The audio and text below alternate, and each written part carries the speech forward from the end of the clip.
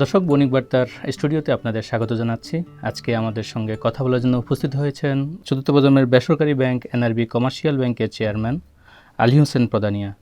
তিনি তার দীর্ঘ ক্যারিয়ারের প্রায় 40 বছরের ব্যাংকিং ক্যারিয়ারে তিনি অগ্রণী ব্যাংকের কাটিয়েছেন লম্বা সময় জুড়ে, এবং তার ক্যারিয়ারটি শুরুও হয়েছিল অগ্রণী ব্যাংকে, এবং সেখান থেকে তিনি পরবর্তীতে উপব্যবস্থাপনা পরিচালক হন। তারপর তিনি বাংলাদেশ কৃষি ব্যাংকের ব্যবস্থাপনা পরিচালক হিসাবেও কাজ করেছেন। তিনি একাধারে ব্যাংকিংয়ের পাশাপাশি অধ্যাপনাও করেছেন। তিনি বাংলাদেশ ব্যাংক ইনস্টিটিউট BIBM কাজ অধ্যাপনা করেছেন, এখনও আছেন তিনি সেখানে। আমাদের সঙ্গে আজকে তিনি বাংলাদেশের ব্যাংকিং খাতের বর্তমান পরিস্থিতি এবং NRBC ব্যাংক এই সামগ্রিক পরিস্থিতি নিয়ে কথা বলার জন্য আমাদের মাঝে উপস্থিত হয়েছেন। আলী হোসেন প্রদানিয়া, আপনাকে স্বাগত জানাচ্ছি বণিক বার্তা স্টুডিওতে। আপনাকেও ধন্যবাদ। আমরা প্রথমেই যদি একটু জানতে চাই, বাংলাদেশের ব্যাংক খাত আসলে কেমন চলছে, কেমন দেখছেন? ব্যাংক খাত নিয়ে বলতে গেলে এটি আপনারা জানেন যে 2024 সালের যখন আপনার একটা রিজিম যখন বিদায় নেন, তখন বিগত দিনের যে সমস্যাগুলো, পুঞ্জীভূত সমস্যা যেগুলো আসলে হাইড করা ছিল, সেগুলো বের হতে আরম্ভ হয়। তো সব নিয়ে ব্যাংকিং সেক্টরটা এখন দুটো ভাগ হয়ে গেছে। একটা ভাগের মধ্যে আছে যে অনেক ভালো মাপের ব্যাংক আছে যারা খুব ভালো পারফর্ম করছে এবং যেগুলো as good as international standard. আরেকটা হলো যে যেই ব্যাংকগুলোর মধ্যে সমস্যা ছিল, যেগুলোর মধ্যে আমানতকারীদের টাকা অথবা ঋণের নামে টাকা বিভিন্নভাবে এগুলোকে সাইফোন করে আপনার দেশের বাইরেও নিয়ে যাওয়া হয়েছে, সেই ব্যাংকগুলো সমস্যাগ্রস্ত ব্যাংক। এখন ওভারঅল যদি আমরা ব্যাংকিং সেক্টরের হেলথ বলতে যাই, যে সেটা ব্যাংকিং সেক্টরের প্রবলেম আছে, এবং সেই প্রবলেমগুলো আপনারা জানেন যে এতটাই প্রকট হয়েছিল যে অনেক ক্ষেত্রে যে বেশ কিছু ব্যাংকের আমানতকারীদেরকে টাকা দিতে পারে নাই, এবং সেই ক্ষেত্রে পর্যায়ক্রমে বাংলাদেশ ব্যাংক সেখানে ইন্টারভেন করেছে, এবং ইন্টারভেন করে সেখানে একটা মার্জার হয়েছে। আপনারা জানেন যে সম্মিলিত ইসলামী ব্যাংক হয়েছে। তার পাশাপাশি ব্যাংকিং সেক্টরের যে ওভারঅল যে রেপুটেশনটা, সেটা তো আপনার একটা ক্ষত হয়েছেই, এবং সেখান থেকে এখন উদ্ধারের প্রক্রিয়া চলছে যে আমরা কীভাবে সেখান থেকে আমরা বেরিয়ে আসতে পারি। আপনি যে 14টা ব্যাংকের পরিচালনা পর্ষদ বাংলাদেশ ব্যাংক কর্তৃক ভেঙে দেওয়া হয়েছে বেসরকারি খাতের, তারই একটি এনআরবি কমার্শিয়াল ব্যাংক। তো এই ব্যাংকটা কেমন পেলেন, কেমন দেখছেন? আমি প্রথমে একটা জিনিস বলি আপনাকে যে এনআরবি কমার্শিয়াল ব্যাংকের লাইক দি আদার প্রবলেম ব্যাংকস, এখানে কিন্তু যেটি আমানতকারীদের টাকা ফেরত দিতে পারে নাই, এই ধরনের লিকুইডিটির কোনো সমস্যা কিন্তু এনআরবি কমার্শিয়াল ব্যাংকে আমরা যখন আসি তখনও ছিল না। সেই লিকুইডিটির আপনার যে অবস্থা, এটা আরও এখন সুদৃঢ় হয়েছে। সুতরাং আমরা যেটা বলবো যে এনআরবি ব্যাংকে তো এই কমার্শিয়াল ব্যাংকটিতে আপনার কর্পোরেট গভর্নেন্সের খুব বড় আকারের ঘাটতি ছিল। আমরা বলবো না যে আমরা পুরোটা আমরা সমাধান করতে পারছি, আর যেহেতু ঘাটতি ছিল, এবং that is why Bangladesh bank আপনার যে পূর্বের যে বোর্ড ছিল সেটাকে ভেঙে দিয়েছে এবং রিকনস্টিটিউট করে আমাদেরকে দায়িত্ব দিয়েছে এই ব্যাংকটি পরিচালনার জন্য। সমস্যা আছে, সমস্যা তো আছেই। আপনি যেটা বলছিলেন যে কর্পোরেট গভর্নেন্সের ঘাটতি ছিল, আমরা দীর্ঘ ক্যারিয়ারে আপনাকে দেখেছি যে কর্পোরেট গভর্নেন্স নিয়ে বেশি কথা বলতে, এবং BIBM আপনি এই বিষয়গুলো নিয়ে অনেক সোচ্চার ছিলেন অধ্যাপনার ক্ষেত্রে, বিভিন্ন অনুষ্ঠানে বক্তব্য দেওয়ার ক্ষেত্রে। সম্প্রতি দেখছি যে আপনি কর্পোরেট এক্সিলেন্স অ্যাওয়ার্ড পেয়েছেন একটি। তো আসলে এই অ্যাওয়ার্ড প্রাপ্তি কীভাবে NRBC ব্যাংকে কাজে লাগাচ্ছেন? এটা অ্যাওয়ার্ড পাওয়াটা এটা নিশ্চয়ই এটা আনন্দের ব্যাপার, কিন্তু আমরা আসলে অ্যাওয়ার্ডকে টার্গেট করে তো আর কাজ করি না। কাজটা করি যে অর্পিত দায়িত্ব যেটি আছে, সেই দায়িত্বটা সুচারুরূপে পালন করি, এবং সেটা করতে গিয়ে যদি সাইডলাইনে যদি আপনার কোনো রিকগনিশন আসে, ডেফিনেটলি সেটা আনন্দদায়ক, এবং সেটা আপনাকে কাজের মাত্রাটাকে আরও নতুনভাবে সেটাকে এনকারেজ করে। এটা সবার জন্যই প্রযোজ্য, ডেফিনেটলি আমিও আর ব্যতিক্রম না। না, ওকে। NRBC ব্যাংকের এমনি কর্পোরেট সুশাসনের যে কথাটা বলছিলেন, যেটার ঘাটতি ছিল, সেই ঘাটতির পূরণের জন্য বা ঘাটতি থেকে বেরিয়ে কিভাবে একটা সুন্দর ব্যাংক পরিচালনা কাঠামো দাঁড় করা যায়, একটা মানে ব্যাংকের হেলথ কিভাবে ভালো করা যায়, সেই বিষয়ে কি ধরনের উদ্যোগ নিচ্ছেন? ধন্যবাদ। নিয়েছেন ইতিমধ্যে? হ্যাঁ, আপনার প্রশ্নটা খুব গুরুত্বপূর্ণ প্রশ্ন। একটা হলো যে ব্যাংকিং ব্যবসাটা একটা চলমান ব্যবসা। আপনি কর্পোরেট গভর্নেন্স এস্টাবলিশ করার জন্য ব্যাংকিং কার্যক্রমকে স্থগিত করে কর্পোরেট গভর্নেন্স এস্টাবলিশ করে তারপরে কাজ করবেন, নো। আমরা যেটা করেছি যেই কাজগুলো চলমান যে কার্যক্রম আছে সেটাকে আমরা চালিয়ে নিয়েছি, বাট এই প্রসেসের ভিতরে আমরা চেষ্টা করেছি যে প্রপার ডিউ ডিলিজেন্স যেগুলো আছে সেগুলো অ্যাপ্লাই করে আমরা বিদ্যমান যে কার্যক্রম আছে সেগুলোকে আমরা চালিয়ে যাচ্ছি এবং সেটাকে আরও কোনো ক্ষেত্রে আমরা এটাকে স্ট্রেনদেন করছি। আর গভর্নেন্সের ঘাটতির জায়গাগুলো আমরা প্রথমে আইডেন্টিফাই করেছি যে কোন কোন জায়গাগুলো আসলে এখানে ঘাটতি রয়েছে এবং কি পরিমাণ ঘাটতি আছে। তো সেটা আমাদের আইডেন্টিফাই করা হয়ে গেছে এবং এটা করতে গিয়ে আমরা যেটি হয়তো পলিসি নীতিমালা এগুলো আমরা অনেক ক্ষেত্রেই আমরা যেগুলো ছিল না সেগুলো আমরা নতুনভাবে সেখানে আমরা প্রবর্তন করেছি, আর যেগুলোর মধ্যে দুর্বল পয়েন্ট ছিল পলিসি গাইডলাইন্সের সেগুলোকে নতুনভাবে রিভাইজড করে এবং সেই অনুপাতে কার্যক্রম পরিচালনা করছি। পাশাপাশি কিছু জিনিস আছে যেগুলোকে আসলে আমাদের দৃষ্টির অগোচরে অনেক থেকে যায় বোর্ডের সব জায়গাতে আপনার সব এরিয়াতে ঢোকার সুযোগও নেই। তো যে কারণে আমরা এখানে একটা একেবারে প্রথম এসেই আমরা 1 মাসের ভিতরে আমরা একটা কার্যক্রম হাতে নিলাম যে এখানে এটাকে ফরেনসিক করার জন্য যে ইন্টারন্যাশনালি যে সমস্ত রিপোর্টেড ফার্ম আছে 4টা বিগ 4 বলা হয়, তো এখানে একটা প্রক্রিয়ার মাধ্যমে আমরা ওইখানে একটা ওয়ান অফ দি বিগ 4কে আমরা অ্যাপয়েন্টমেন্ট দিয়েছিলাম যে ফরেনসিক করার জন্য। তো ইটস অ্যাবাউট 5 মান্থস আমরা কাজটা মোটামুটি শেষ হয়ে গেছে। আমরা কেপিএমজিকে দিয়ে আমরা ফরেনসিক করিয়েছি। তো সেটার রিপোর্টও বোধহয় আমরা ইতিমধ্যে আমরা এটাকে আমরা বলবো যে একটা ড্রাফট পেয়েছি, এটা ওরা ফাইনাল করছে, বোধহয় নেক্সট উইক নাগাদ আমরা পেয়ে যাব। যেটা ড্রাফট পেয়েছেন ওটার আলোকে যদি আমরা জানতে চাই যে এটার আর্থিক সক্ষমতাটা কেমন আছে। আমি আপনাকে বলি যে এখানে ঋণের যে মান ক্লাসিফিকেশন এটা 2023 সালে ছিল 5% একটু উপরে। তো 5% যদি ক্লাসিফাইড থাকে definitely it's a good bank আমাদের ধরতে হবে, যে অ্যাজ গুড অ্যাজ আমাদের যে ভালো ব্যাংকগুলোর কাছাকাছি, তাই না? তো এটা আমার কাছে খুব গ্রহণযোগ্য হয়েছে বলে আমি মনে করি নাই, যে কারণে 2024 সালের ক্লোজিংটা আমরা পাইনি, যেহেতু আমরা মার্চ মাসে আসছি 19 তারিখে। সেই ক্ষেত্রে আমরা চেষ্টা করেছি যে ওই সময়ের ভিতরে বাংলাদেশ ব্যাংক বা অন্যান্য যারা আমাদের যে অডিট ফার্ম আছে তাদেরকে দিয়ে আমরা এটাকে বের করার চেষ্টা করেছি। তো সেই ক্ষেত্রে আমরা পেয়েছিলাম হলো ধরেন 12.5%-এর মতো, বাট সেটাও কিন্তু আপনার আনার্থ হয়নি যে সমস্ত ঋণগুলো যেগুলো খেলাপিযোগ্য। সাবসিকুয়েন্টলি ফরেনসিক যখন কমপ্লিট হয়েছে একিউআর-এর মাধ্যমে আমরা যেটা পেলাম সেখানে আমরা সেপ্টেম্বর 2025-এর মধ্যে আমরা ক্লাসিফিকেশনের পার্সেন্টেজ পেয়েছি হলো 32%। এই এরই মধ্যে আমরা ডিসেম্বর ক্লোজ করেছি। ওকে, তো আপনি জানেন যে বাংলাদেশ ব্যাংক অনেকগুলো নীতি সহায়তা দিয়েছে আপনার শ্রেণীবিন্যাসিত ঋণগুলোকে পারফর্মিং অ্যাসেটে পুনঃতফসিলের মাধ্যমে নিয়ে আসার জন্য। তো সেটা আমরা সেই পলিসি সাপোর্টটাকে একেবারে সম্পূর্ণরূপে পরিপালন করে এবং আমাদের উদ্যোগে আমরা কিছু শ্রেণীবিন্যাসিত ঋণকে পুনঃতফসিল করে ডিসেম্বরে আমরা এটাকে ক্লোজ করেছি 17% ক্লাসিফিকেশন নিয়ে। তাহলে এটা তো একটা বড় সফলতা বলা যায় বর্তমান প্রেক্ষাপটে। তো এই 17% যেটা আছে এটার কোয়ালিটি কেমন, এটার মধ্যে মন্দমানের কেমন, কিংবা মানে প্রকৃত অর্থে একদম ট্রেসলেস আমরা দেখছি যে অনেক ব্যাংকে লোন আছে, সেরকম কোনো প্রেক্ষাপট পেয়েছেন কিনা? আমি একটা জিনিস আপনাকে বলি যে এই ঋণগুলোর মধ্যে আমরা দেখেছি যে ঋণগুলো বেসিক্যালি আপনি যেটা বলছেন যে ট্রেসলেস, আমরা খুব শক্ত ছিলাম এই জায়গাতে, আমরা এই কাজটা করি নাই, পুনঃতফসিল করি নাই। কারণ যেই ঋণটা আপনার হদিশবিহীন ঋণ যদি আপনি পুনঃতফসিল করেন তাহলে ডিফারেন্সটা কি হলো?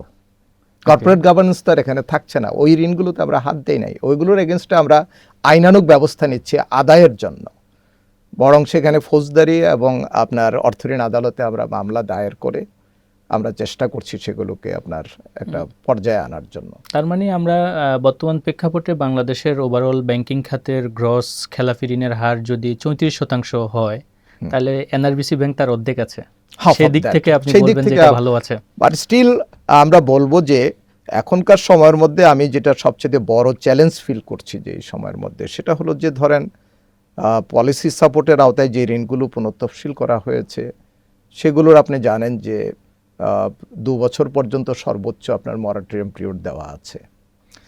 এখন চ্যালেঞ্জ হলো যে এই 2 বছর মধ্যে এবং 2 বছর পর্যন্ত বা তারপরে এই যে শ্রেণীবিন্যাসিত যে ঋণগুলো পুনঃতফসিল করা হলো এর স্ট্যাটাসটা যেন আনক্লাসিফাইড মেনটেন করা যায়, that is the biggest challenge. সেটার জন্য আমরা কাজ করছি। আমরা রীতিমতো আমরা পার্টিদেরকে ডাকছি এবং তাদের কি সমস্যা, ফ্যাক্টরিগুলো কিভাবে চালু করা যায় এবং যেগুলো চালু আছে সেগুলোকে আপনার তাদের পর্যায়ে কোন পর্যায়ে আছে, পেমেন্ট কিভাবে করছে। সবচেয়ে বড় কথা হলো যেই ফ্যাক্টরিগুলো বন্ধ হয়ে গেছিলো সেগুলো চালু করার একটা পর্যায়ে আমরা নিয়েছি। আমরা দেখছি যে আপনি যেটা বলছিলেন যে ইতিমধ্যে এই বাংলাদেশ ব্যাংক যে সমস্ত নীতি সহায়তা দিয়েছে সেই সমস্ত নীতি সহায়তার লোকে আপনি কিছু ক্লাসিফাইড থেকে রেগুলার করেছেন, নিয়মিত করেছেন ঋণ। ইতিপূর্বে এরকম অনেক সুযোগ সুবিধা বাংলাদেশ ব্যাংক দিয়েছে ঋণ খেলাপিদের ক্ষেত্রে। আগামীতে কি মনে হয়, এটাই কি লাস্ট নাকি এটা এরকম চলতেই থাকবে নাকি, এবং এই যে এইবার সর্বশেষ যে সুযোগটা দেয়া হলো সেই সুযোগের সদ্ব্যবহার করবে কিনা ব্যবসায়ীরা, নাকি আবারও সেটার অনৈতিক চর্চাই চলতে থাকবে? আমি মনে করি যে যে ব্যবসা যখন আপনি করবেন তখন ঋণ খেলাপি হবে, কিন্তু ঋণ খেলাপির অনেকগুলো কারণ আছে, এটা আপনি জানেন। Yes. একটা হলো যে ঋণ প্রদান করার সময় যদি আপনি রাইট ডিউ ডিলিজেন্স করে, অ্যাপ্রাইজাল করে, আপনি তার প্রাপ্যতা নির্ধারণ করে, ডকুমেন্টেশন করে, ডিসবার্সমেন্ট যদি রাইটলি করে থাকেন, সেই ক্ষেত্রেও কিন্তু ঋণ ক্লাসিফাইড হতে পারে, কিন্তু তার পার্সেন্টেজ 100-র মধ্যে 1টা অথবা 2টা হতে পারে। এবং এই ঋণগুলো যদি আপনার পরবর্তীতে যদি কোনো কারণে, যৌক্তিক কারণে যদি একটি খেলাপি হয় এবং সেই খেলাপি থেকে যদি আপনারা ব্যাংকার এবং পার্টি মিলে যদি প্রপার ডায়াগনোসিস করে যদি সেটাকে যদি আপনি পুনঃতফসিল অথবা আপনি রিস্ট্রাকচার করতে পারেন, পুনঃতফসিল করতে পারেন এবং সুদ যদি প্রয়োজন পড়ে তাহলে সুদ মওকুফ করে দিয়ে, যৌক্তিক কারণে সুদ মওকুফ করে দিয়ে সেটাকে কিন্তু পারফর্মিং অ্যাসেটে আনা যায়। কিন্তু যেটি বলছিলেন যে ট্রেসবিহীন যে সমস্ত ঋণ অথবা বেনামিতে যে সমস্ত ঋণ অথবা ঋণের নামে যদি টাকাটা যদি ব্যাংক থেকে বের করে নেওয়া হয় অথবা দেশ থেকে বের করে নেওয়া হয়, এই টাকা রিয়েলি আদায় করা এই নর্মাল ব্যাংকিং প্রসিডিউর এবং প্রচলিত যে আইন আছে এই আইনের মাধ্যমে এই টাকা আদায় করা রিয়েলি ডিফিকাল্ট। আমরা দেখছি যে এনআরবিসি ব্যাংক এই যে এই সংকটের মধ্যেও চতুর্থ প্রজন্মের ব্যাংকগুলোর মধ্যে সবচেয়ে বেশি মুনাফা করেছে। তো সেটা কিভাবে সম্ভব হলো? আমি আপনাকে চতুর্থ প্রজন্মের অনেকগুলো ব্যাংকের অবস্থা তো একদমই এখন মার্জের পর্যায়ে চলে গেছে। ইউনিয়ন ব্যাংক মার্জ হয়ে গেছে, প্রক্রিয়ায় আছে। এনআরবি গ্লোবাল ইসলামী ব্যাংক যেটা, সেটাও মার্জের প্রক্রিয়ায় আছে। বাকিগুলোর অবস্থাও খুব বেশি বাংলা আমাদের পদ্মা ব্যাংক যেটা ফার্মার্স ব্যাংক নামে শুরু হয়েছে সেটা তো গন কেস অনেকটা। তো সেই হিসাবে আমি যেটা বলতে চাই এভাবে যে চতুর্থ প্রজন্মের যে ব্যাংকগুলো আছে সেই প্রজন্মের মধ্যে ইয়েস আপনি যেগুলো নাম উল্লেখ করেছেন এরা তো মার্জারে চলে গেছে, আর বাকি যেগুলো আছে তাদের যদি অপারেশনাল নেটওয়ার্ক হিসাব করেন তাহলে এনআরবিসি ব্যাংকের কিন্তু নেটওয়ার্কটা কোনো কোনো ক্ষেত্রে তৃতীয় প্রজন্মের ব্যাংকের চাইতেও বেশি, যেহেতু আপনি জানেন যে এটার একটা বড় নেটওয়ার্ক আছে, 109টা ব্রাঞ্চ আছে, 400+ সাব ব্রাঞ্চ আছে। সুতরাং ইন টার্মস অফ নেটওয়ার্ক এটার কিন্তু বিস্তৃতি অনেক বেশি আছে এবং ব্যালেন্স শিটের আকারেও যদি হিসাব করেন চতুর্থ প্রজন্মের সেকেন্ড লার্জেস্ট যেটা আছে ব্যালেন্স শিট যাদের বড় আছে সেটার চাইতে কিন্তু এনআরবিসি ব্যাংকের ব্যালেন্স শিট কিন্তু এখনও ডাবলের উপরে আছে। অর্থাৎ যদি আমরা মনে করি যে ডিপোজিটের কথা বলি, সেকেন্ড যে আছে সেই ব্যাংকের ধরেন 10,000+ ডিপোজিট আছে। এনআরবিসি ব্যাংক কিন্তু এবছর আপনার যে ডিসেম্বরে ক্লোজ করলো সেখানে কিন্তু আমাদের ডিপোজিট আমরা ক্লোজ করেছি 21,000 কোটিতে, তো মোর দেন ডাবল। তো সেই হিসাব করে ইনভেস্টমেন্ট সাইজ কেমন? সেখানে 17,000 কোটি টাকা আমাদের ইনভেস্টমেন্ট আছে। আপনি যেই কথাটা বলছিলেন যে প্রফিটেবিলিটি, এটা সর্বোচ্চ প্রফিটেবিলিটি, এবং এটাও বলে রাখা ভালো যে আমরা কিন্তু ব্যাংকের প্রফিটেবিলিটি বৃদ্ধি করার জন্য কিন্তু আমাদের এফার্টস ছিল না, এটা আমি খুব ক্লিয়ারলি বলি। আমরা যেটা করতে চেষ্টা করেছি যে কোন কোন জায়গাতে আমাদের সুযোগ আছে এবং কোন কোন জায়গাতে আপনার পোটেনশিয়াল ইনকামটা ড্রেনেজ হচ্ছে, আমরা সেইটা বন্ধ করার চেষ্টা করেছি। তাতেও ধরেন 80-90% হয়তো আমরা বন্ধ করতে পেরেছি। তাতেই আপনার এই ব্যাংকটি এবছরে এই প্রতিষ্ঠার পর থেকে এ পর্যন্ত হাইয়েস্ট অপারেটিং প্রফিট করতে সক্ষম হয়েছে। ব্যাংকের এই বর্তমানে বাংলাদেশের যে সমস্যা, যেটা আপনারা দীর্ঘদিন ধরে বলে আসছেন, যে ব্যাংকগুলো মূলত কর্পোরেট নির্ভর ব্যাংক, লোন দিয়েই মূলত এই বিপদগ্রস্ত অবস্থার মধ্যে পড়েছে। তো সেক্ষেত্রে এনআরবিসি ব্যাংকের জন্য আগামী দিনের কি চিন্তা করছেন, বা এখন আপনাদের পলিসিটা কি সম্প্রসারণের ক্ষেত্রে? থ্যাংক ইউ আপনার প্রশ্নের জন্য। এনআরবিসি ব্যাংক কিন্তু আমি কর্পোরেটদের কথা বলছেন, আমি কর্পোরেটদেরকে আমি বলছি যে কর্পোরেট ঋণের ঝুঁকি বেশি, বাট কর্পোরেট ঋণ আমরা দিচ্ছি না সেটা না।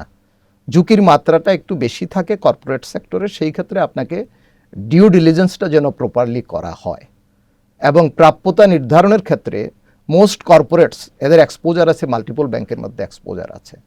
তো সেই ক্ষেত্রে আমি যদি 10th ব্যাংক হই তাকে ফাইন্যান্স করার জন্য, আমার ফাইন্যান্সিংয়ের লেজিটিমেসিটা আগে দেখতে হবে যে রিকোয়ারমেন্টস আছে কিনা।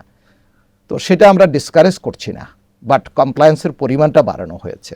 আর মূল ফোকাস হলো এনআরবিসি ব্যাংকের, আমরা এবছর ডিসেম্বরে যে আমরা ক্লোজ করলাম সেখানে আমাদের যে টোটাল এক্সপোজার আছে, সেই টোটাল এক্সপোজারের আমরা অলরেডি 29% সিএমএসইবিতে আছে, যেটা ইন্ডাস্ট্রিতে সিএমএসইবির যে অ্যাভারেজ আছে পার্সেন্টেজ অলমোস্ট তার ডাবল। আর 2026 সালের জন্য আমরা লক্ষ্যমাত্রা নিয়েছি হলো এটা, আমরা টোটাল এক্সপোজারের 35% আমরা সিএমএসইবিতে আমরা বিতরণ করব।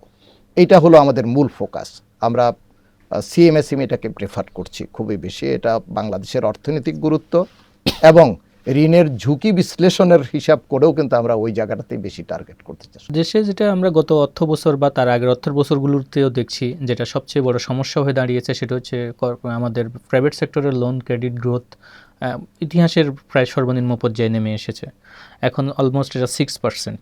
তো আমরা আসলে এটা বাড়ানোর ক্ষেত্রে বড় প্রতিবন্ধকতা হয়ে দাঁড়িয়েছে আবার উচ্চ সুদহার।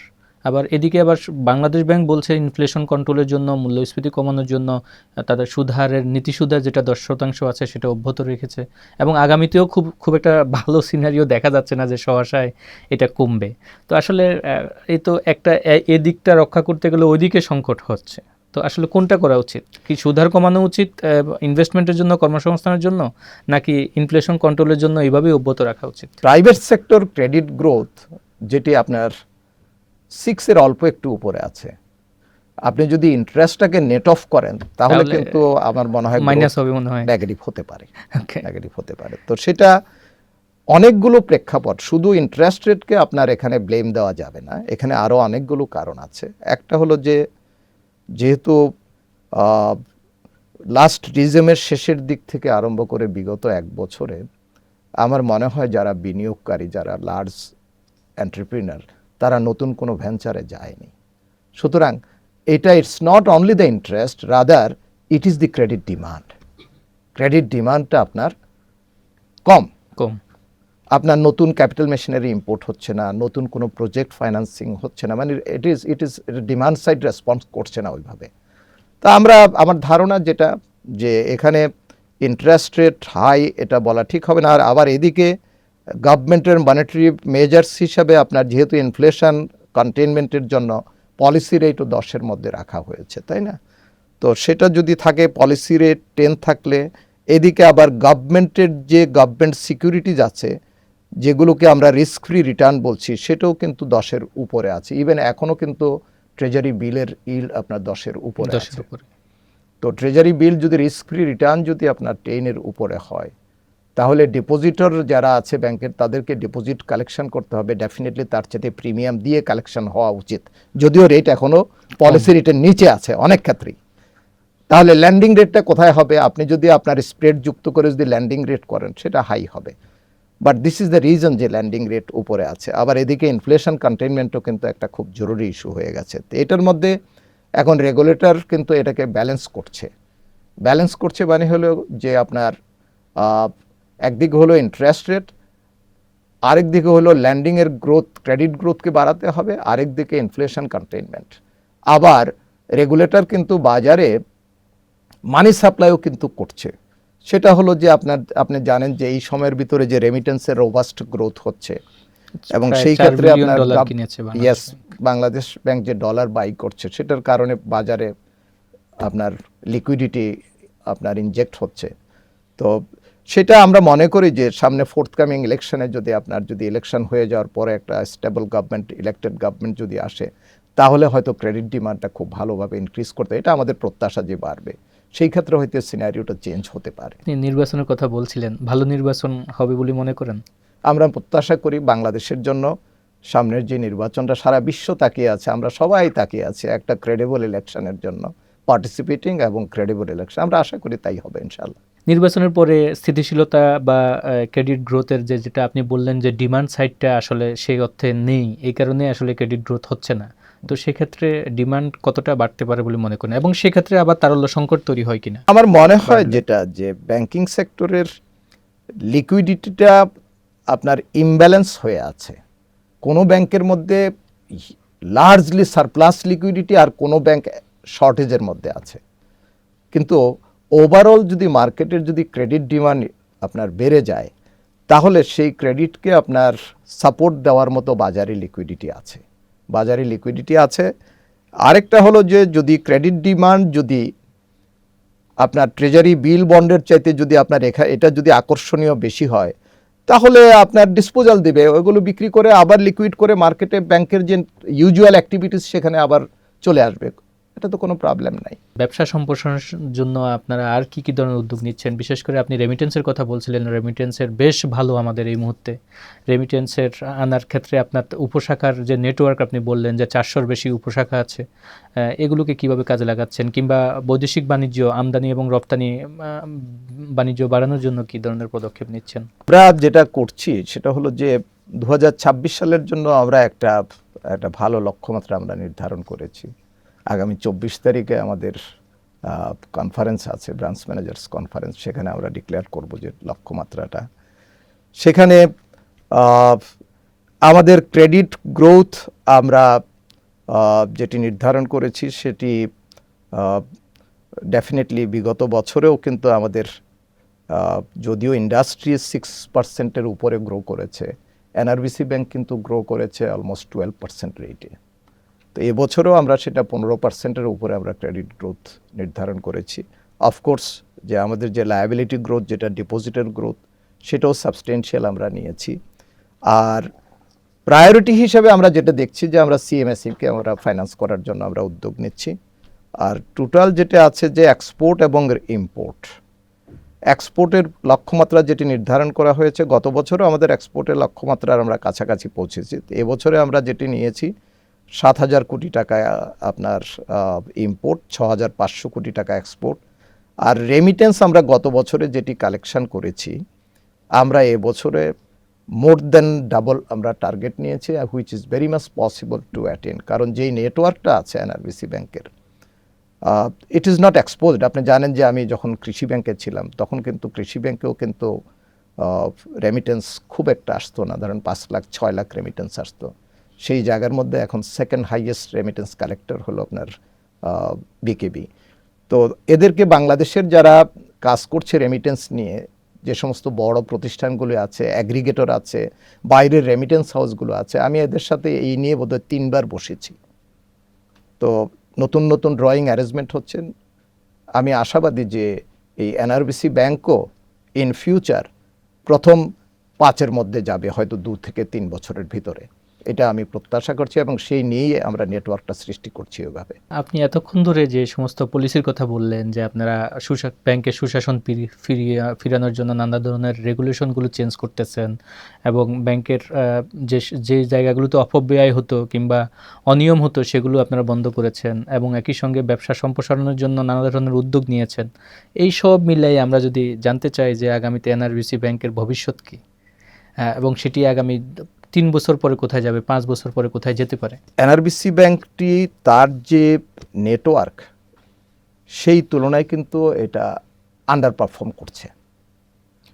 আমরা চাচ্ছি যে এটি চতুর্থ প্রজন্মের ব্যাংক হলেও এটির আকার in every aspect, in terms of deposit, in terms of lending, in terms of profitability, in terms of governance, এই সবগুলো মিলে আমরা ফোর্থ জেনারেশন থেকে আমরা জেনারেশনটা চেঞ্জ করে আমরা তৃতীয় জেনারেশনের কাছে যেতে চাই, এবং সেটা খুব বেশি দিন লাগবে না বলে আমি মনে করি। অনেক শুভকামনা আপনাদের জন্য। আপনাকে অনেক ধন্যবাদ আমাকে আপনার স্টুডিওতে ডাকার জন্য। Thank you. অনেকবার তাকেও ধন্যবাদ।